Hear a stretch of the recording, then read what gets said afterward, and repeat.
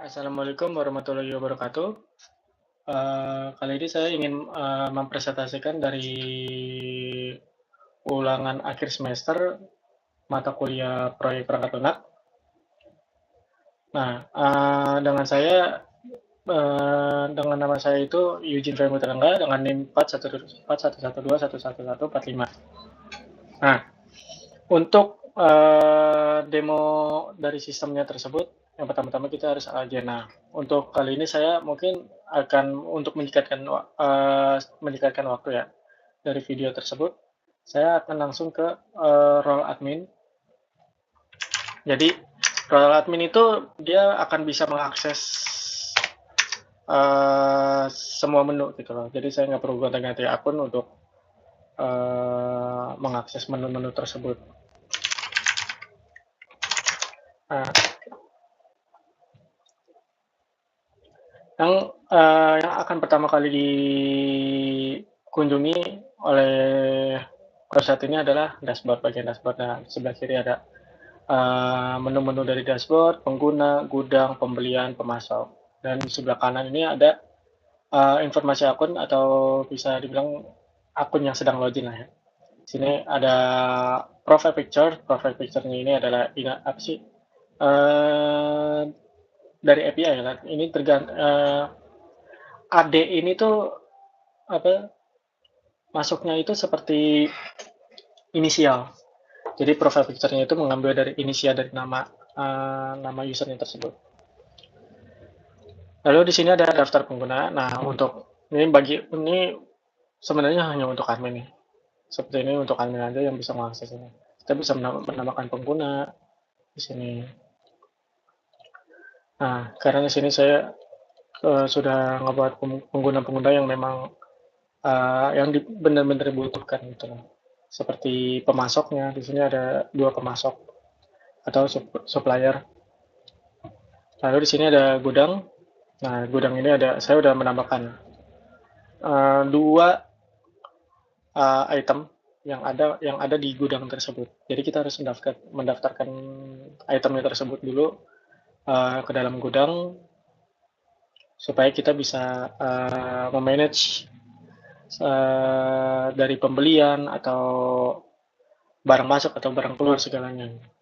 Nah, untuk saya demokan untuk menambahkan sebuah item. Contohnya saya akan menambahkan sebuah item VGA.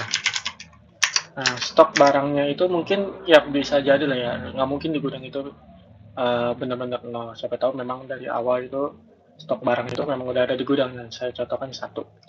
Nah, satuan barangnya itu saya pilih unit. Di sini ada unit, ada rim. Saya pilih unit.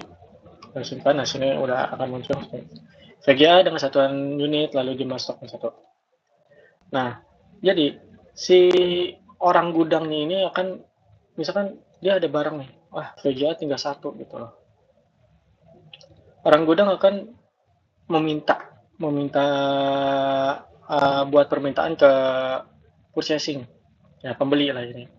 Nah, di sini dia akan ini yang bisa mengakses menu gudang ini adalah user yang dengan role gudang. Ya, dengan role gudang, jadi orang user yang loginnya menggunakan role gudang, dia akan mengakses menu gudang doang. Pembeli, pemasok itu punya role-nya masing-masing. Kecuali admin bisa semuanya. Lalu di sini ada permintaan pembelian. Saya pilih, misalkan saya pilih itu adalah monitor. Saya minta monitornya itu dikirim 10. Lalu saya tambah lagi VGA yang tadi. Saya minta 9 deh. Ntar harusnya jadi saya minta 11.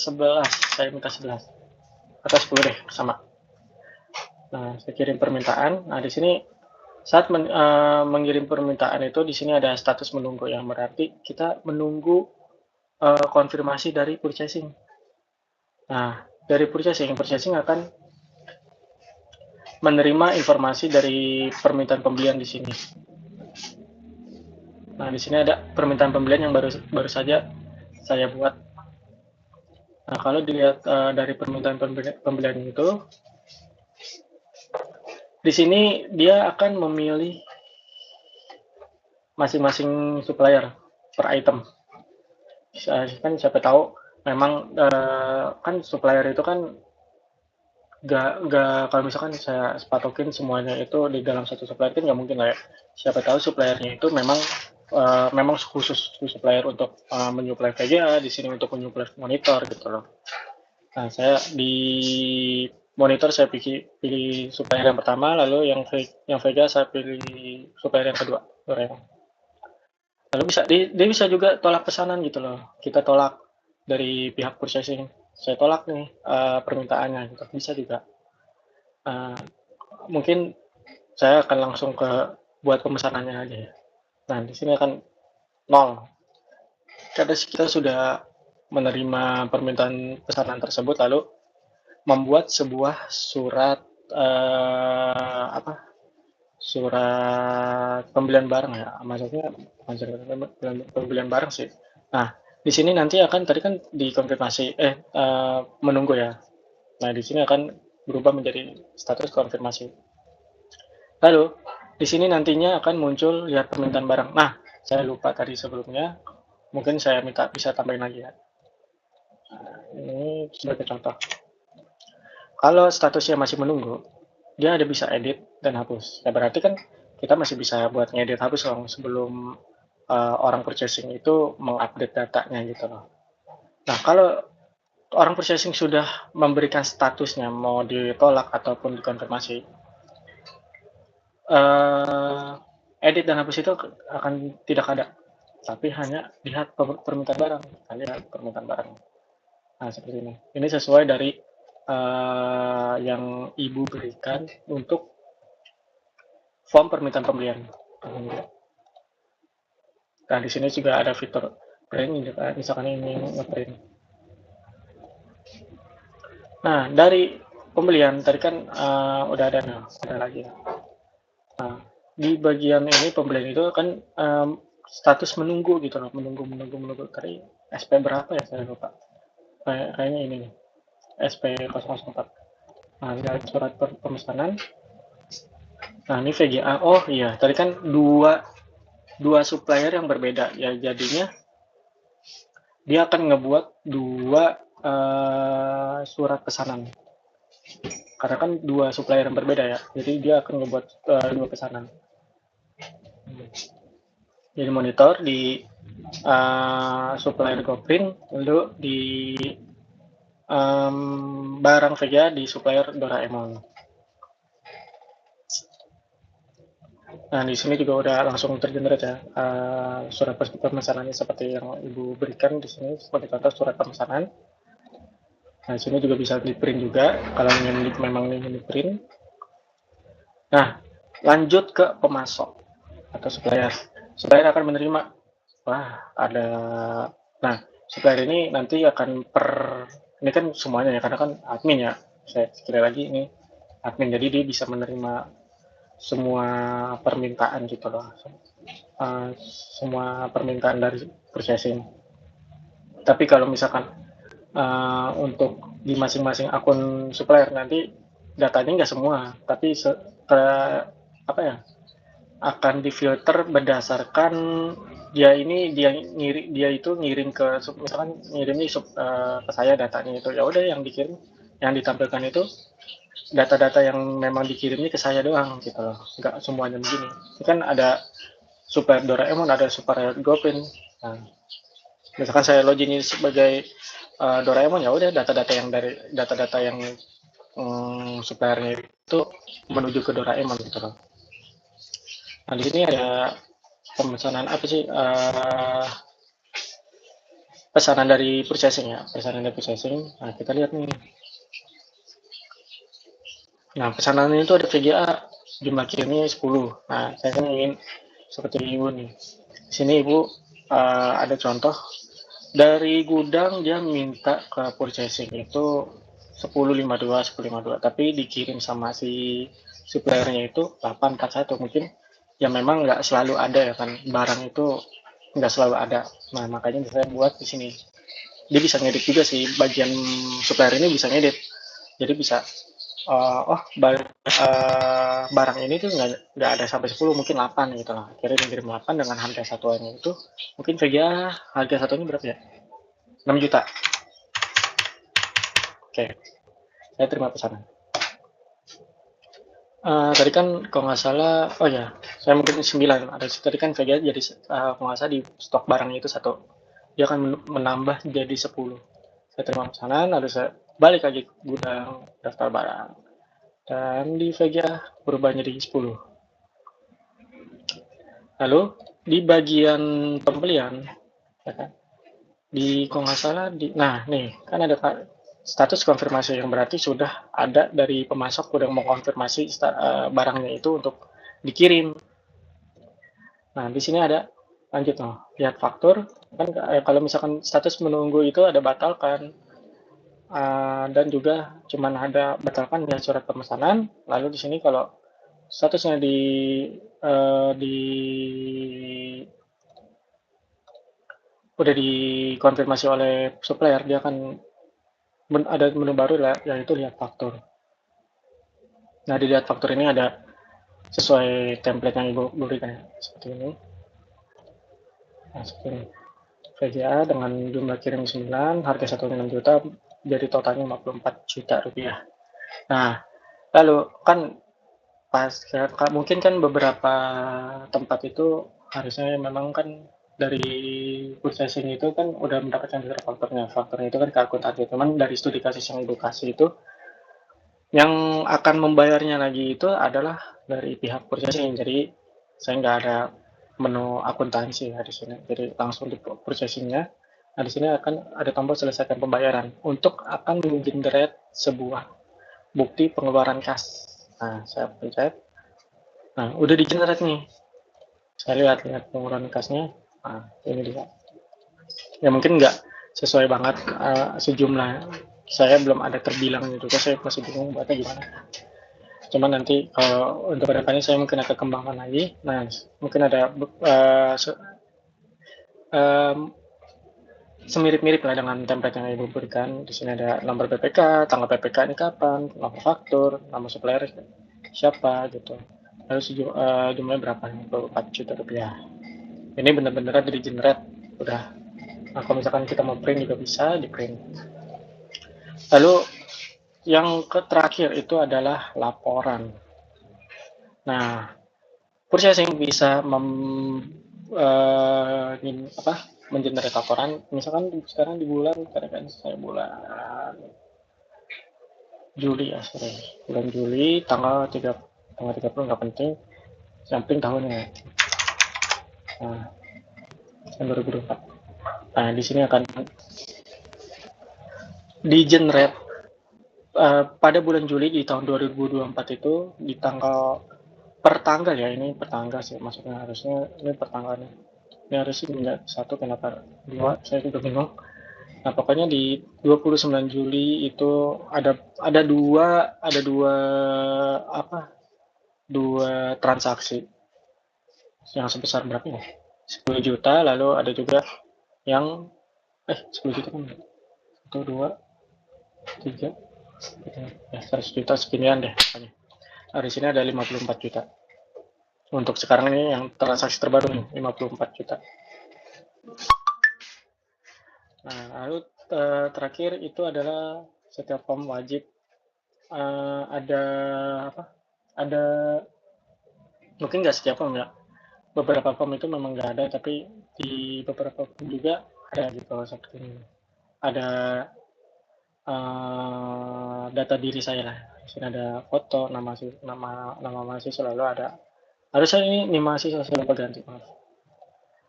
Nah, lanjut ke database.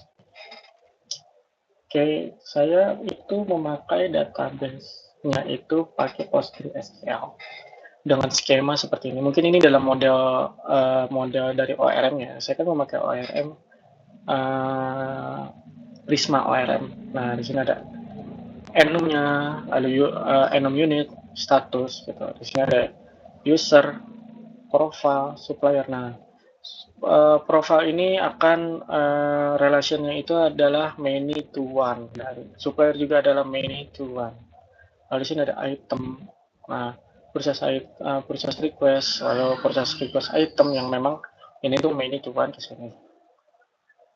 Lalu di sini juga ada proses item yang memang many to one juga. Ini juga many to one, dan ini juga.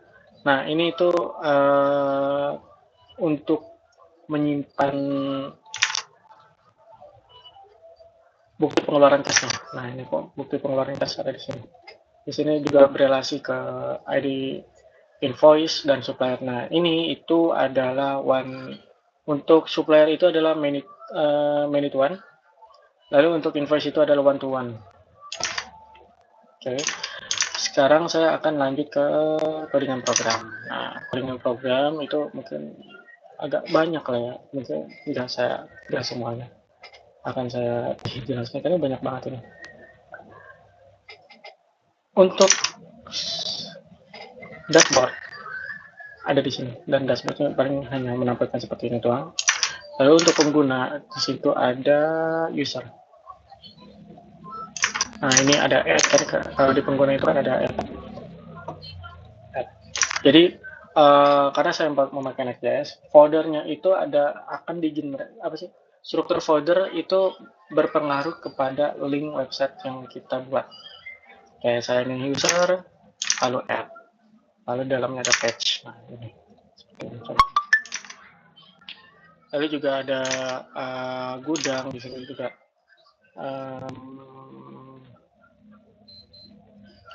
Mana ya? Kalau nggak salah gudang itu apa? Mana? Nah, warehouse. Nah, seperti gudang itu ada daftar barang yang dengan warehouse items. Seperti ini.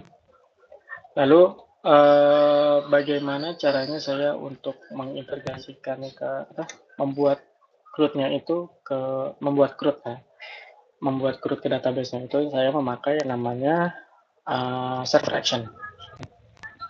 Karena kan base-nya Next.js itu adalah kombinasi dari client komponen dan server komponen. Yang dimana server komponen itu kita hanya bisa meng-fetch data dari server. Nah, untuk client komponen dia kagak bisa nge-fetch data ke server. Karena kan mau gimana juga itu client komponen. Ya, client komponen itu ya sudah hasil dari jadi. Nah, ini seperti ini. Contoh-contoh yang memang client komponen seperti ini client komponen, dan ini server komponen, dan ini client komponen. Pokoknya yang bisa berinteraksi dengan user itu adalah client komponen, dan yang bisa nge-fetch data itu adalah dari pihak server komponennya gitu.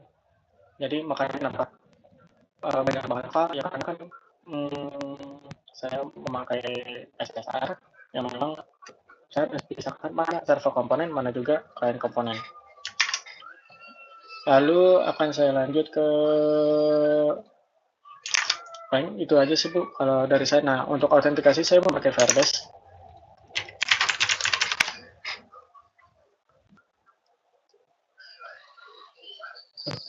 Hilang.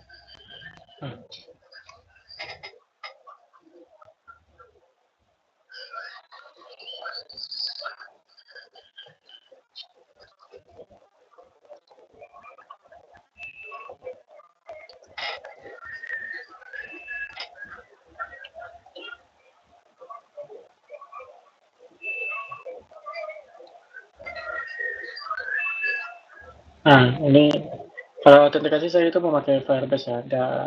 Yang memang kenapa saya pakai Firebase supaya mempermudah aja. Jadi saya nggak perlu ngebuat JWT token JWT atau session gitu, saya nggak perlu lagi. Dan sebenarnya untuk mempermudah saya aja untuk membuat sebuah autentikasi. Siapa tahu nanti autentikasi ini ingin memakai provider gitu, beberapa provider. Nah, Google kan Firebase kan udah menyediakan untuk beberapa provider seperti Google, Facebook, game, GitHub, dan lain-lain. Jadi untuk pengembangan kedepannya akan lebih mudah. Gitu. Baik, sekian dari video saya. Maaf jika memang sistem saya itu masih banyak kurangnya. Saya tutup. Assalamualaikum warahmatullahi wabarakatuh.